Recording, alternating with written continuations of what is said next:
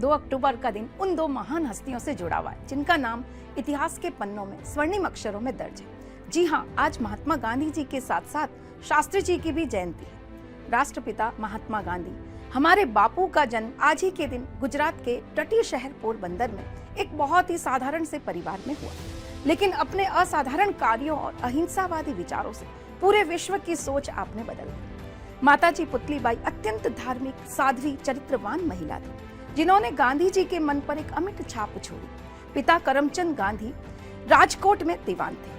गांधी जी का विवाह बहुत ही कम आयु में कस्तूरबा जी से हो गया, जिन्होंने उम्र भर देश सेवा के महाव्रत में अपने पति का साथ निभाया।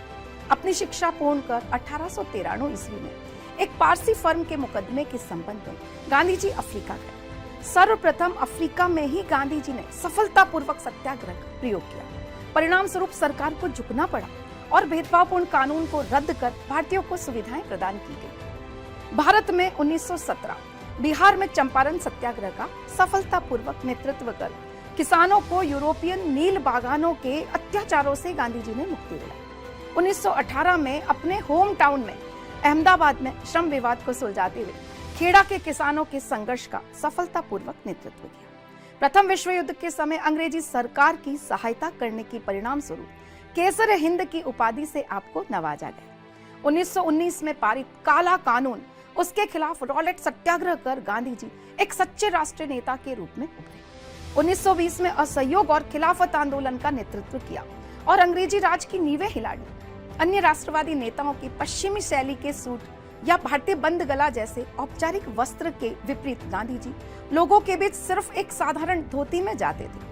उन्हीं की तरह रहते, जन समूह से अलग थलग खड़े न होकर उनसे समानुभूति रखते थे, उनसे घनिष्ठ संबंध स्थापित कर लेते थे। प्रत्येक दिन का कुछ हिस्सा चरखा चलाकर जाति व्यवस्था में जो प्रचलित मानसिक श्रम और शारीरिक श्रम की दीवार थी, उसे तोड़ने और स्वावलंबी बनने की जनता को सलाह दी।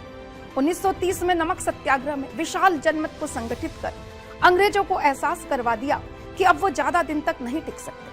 8 अगस्त 1942 को मुंबई के ग्वालियर टैंक में करो या मरो का नारा देते तीसरा बड़ा आंदोलन गांधी जी के द्वारा शुरू किया गया, वह था भारत छोड़ो आंदोलन। 15 अगस्त 1947 का दिन भारत ने आजादी की खुली हवा में सांस ली। चारों ओर राजधानी में उत्सवों का आयोजन हो रहा है, लेकिन ना तो गांधी जी किसी कार्यक्रम में जाते और ना कहीं पर झंडा फहराया, बल्कि 24 घंटे उपवास किया। क्यों? क्योंकि आजादी तो मिल गई, लेकिन एक अकल्पनीय कीमत पर। राष्ट्र विभाजित है, हिंदू मुसलमान एक दूसरे की गर्दन पर सवार थे।